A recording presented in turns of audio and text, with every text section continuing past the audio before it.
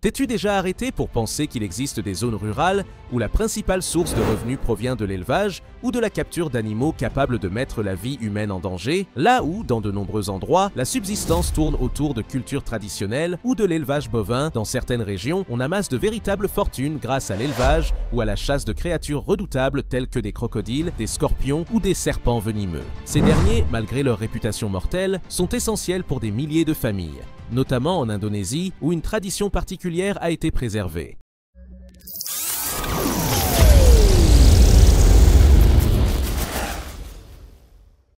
Dans un petit village de la province de Java West, en Indonésie, s'élèvent des abattoirs artisanaux capables de traiter des centaines d'exemplaires par jour. Là-bas, la peau de serpent s'est imposée comme un pilier économique irremplaçable pour la population locale. Les tanneries traditionnelles de la région livrent chaque jour des dizaines, voire des centaines de peaux qui, une fois séchées et affinées, sont vendues à des intermédiaires qui les exportent aux quatre coins du monde. Avec ce même matériau, on confectionne des sacs, des chaussures, des ceintures et même des housses pour instruments de musique. La matière première provient à la fois de serpents capturés à l'état sauvage et d'individus élevés dans des fermes spécialisées. Dans la nature, les animaux sont attrapés lorsqu'ils atteignent entre 3 et 4 ans, c'est-à-dire une taille qui garantit un cuir suffisamment épais et prisé. Des villages entiers participent à cette activité. Ils reçoivent un paiement pour chaque reptile livré et, pour les capturer, installent des filets, des pièges et des hameçons entre les forêts humides et les prairies. Les groupes les plus expérimentés ciblent aussi bien des pythons adultes que des serpents de plus petits gabarits, selon la demande du marché. Certaines régions ont franchi une étape supplémentaire et ont mis en place des fermes de serpents. Ces établissements, en plus d'assurer un flux constant d'animaux, jouent un rôle clé pour éviter une surexploitation de l'environnement naturel et minimiser le risque d'un déclin drastique des populations sauvages. Chaque jour, ces installations fournissent des centaines de reptiles de taille standardisée au centre de traitement, ce qui atténue la pression sur les écosystèmes et garantit un approvisionnement régulier. Une fois que les serpents arrivent à l'usine centralisée de traitement, le personnel les classe minutieusement par espèce, longueur et poids. Les pièces les plus grandes obtiennent des prix plus élevés, ce qui exige une manipulation soignée. Immédiatement, ils sont plongés dans de grands récipients remplis d'eau. Cette méthode, d'usage courant dans la région, provoque la mort de nombreux spécimens sans douleur lors de l'abattage, du moins selon les explications des ouvriers, et facilite les étapes suivantes. Le découpage est entièrement manuel. Un à un, les opérateurs séparent, à l'aide de couteaux, la peau de la chair, veillant à ce que le cuir demeure le moins abîmé possible. Ensuite, la peau est rincée plusieurs fois pour éliminer les résidus de graisse et de sang, puis elle est étendue sur de vastes séchoirs intérieurs, bien ventilés, où elle demeure jusqu'à presque sécher complètement. Ce n'est qu'à ce moment-là qu'elle est transférée dans la zone de stockage où elle attend l'arrivée des grossistes nationaux et internationaux. Une peau en parfait état peut ensuite se vendre sur les marchés occidentaux à plus de 4 000 $ l'unité, ce qui explique pourquoi l'activité attire tant de main-d'œuvre. Les chiffres confirment cet engouement. On estime qu'en Indonésie, l'industrie liée à l'élevage et à la chasse de serpents emploie environ 175 000 travailleurs directs et près de 150 000 chasseurs indépendants. Pour de nombreux villages, cette chaîne de production constitue le maillon principal de l'économie locale. Après le tannage, la chair restante, riche en protéines et à la saveur décrite comme un mélange entre le poulet et le poisson, se vend fraîche ou séchée sur les marchés de la région. Pour les consommateurs autochtones, manger du serpent ne diffère pas de consommer tout autre type de viande. On recherche principalement l'apport en nutriments essentiels. Outre le cuir et la viande, les Indonésiens exploitent le serpent dans sa globalité. Un exemple est le séchage du corps entier. Les opérateurs roulent chaque spécimen en formant des cercles concentriques et le plaçant dans des fours à basse température. Au bout de 24 heures, l'animal est complètement déshydraté et rigide. Ces pièces sont principalement exportées vers la Chine, où la médecine traditionnelle les utilise depuis des siècles pour améliorer la circulation sanguine et traiter les affections articulaires, entre autres maux. Moins connue, mais tout aussi précieuse, est l'exploitation de la bile. Une fois extraite avec précaution, elle est séchée au soleil ou à l'aide de fours pour garantir sa conservation à long terme. Elle est ensuite vendue comme ingrédient pharmaceutique, principalement en Asie du Sud-Est.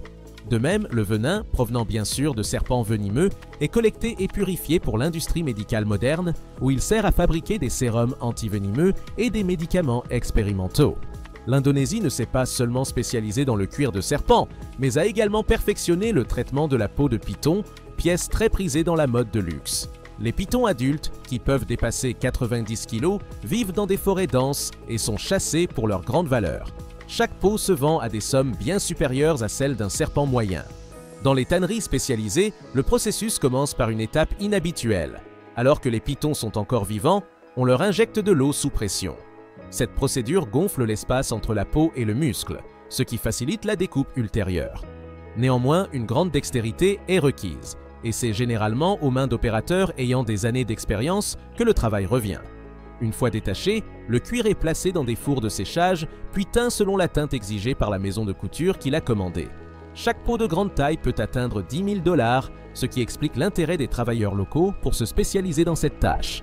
Si quelqu'un te crachait au visage, tu ressentirais probablement de la colère. Cependant, pour les lamas, ces camélidés à l'allure sympathique, l'expulsion de sécrétions buccales est un mécanisme de défense presque instinctif.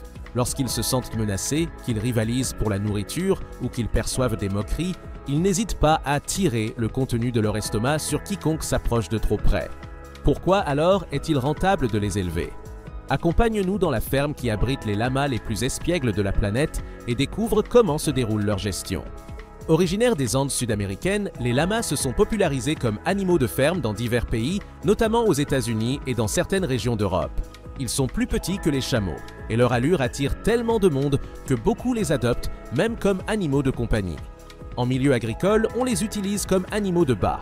Ils sont capables de transporter des charges pesant 3 fois leur propre poids, parcourant des terrains accidentés sans trop de difficultés. Dans les climats froids, où la production de fourrage est limitée, ils peuvent être gardés dans de grands enclos avec du foin de qualité. De plus, de nombreuses exploitations emploient les lamas comme gardiens naturels.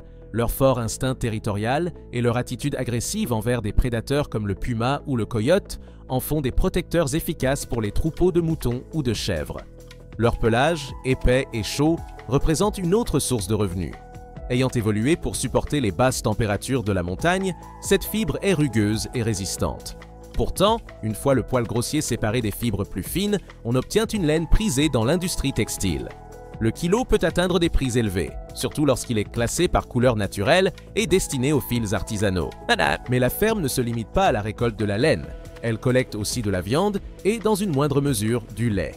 En Californie, par exemple, il existe des établissements dédiés à la production de viande de lama. Il s'agit d'une protéine maigre, au goût intermédiaire entre le veau et l'agneau, pauvre en cholestérol et riche en fer et en vitamines essentielles. Après 24 mois d'engraissement, les animaux sont transférés vers des abattoirs certifiés pour leur transformation. On en obtient alors des filets, des charcuteries ou de la viande séchée, qui trouvent preneur tant dans les restaurants fusion que dans les foires gastronomiques. Le lait de lama, quant à lui, est beaucoup moins courant que celui de vache ou même de chèvre. Cependant, il jouit d'une certaine popularité dans les pays andins en raison de sa texture dense et crémeuse. Avec lui, on élabore des friandises régionales à la consistance épaisse, très appréciées. Néanmoins, la production reste réduite parce que les femelles génèrent peu de lait et que la traite est complexe. C'est pourquoi, en dehors de l'Amérique du Sud, il est presque inexploité commercialement.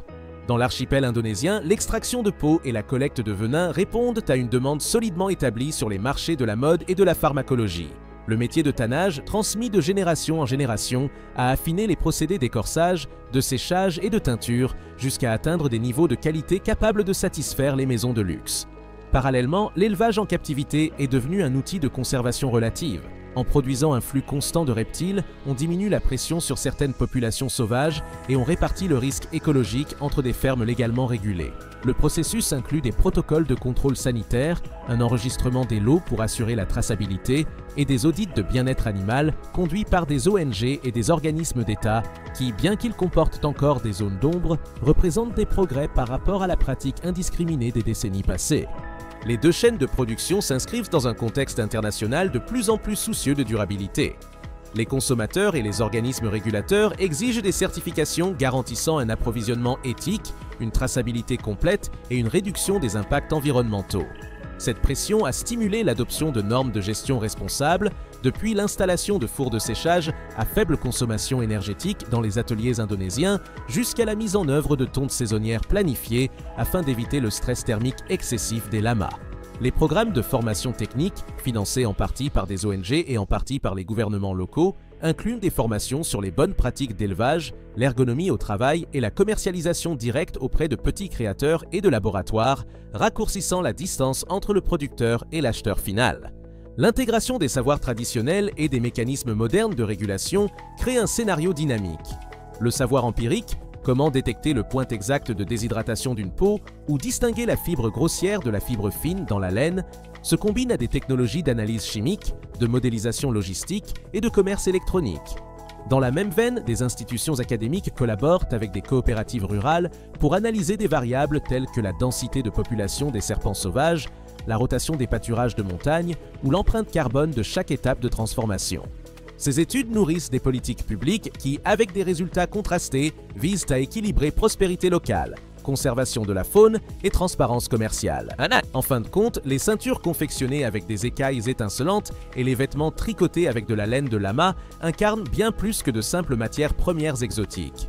Ils portent en eux des heures de travail manuel, des pratiques culturelles forgées dans des climats extrêmes et des décisions économiques influencées par les prix internationaux, les réglementations à l'exportation et les tendances de consommation responsables. Reconnaître cette complexité permet de comprendre plus profondément le chemin parcouru par chaque article avant d'atteindre la vitrine et souligne l'importance de soutenir des modèles de production qui allient rentabilité, respect de la biodiversité et dignité pour ceux qui portent le processus depuis l'origine.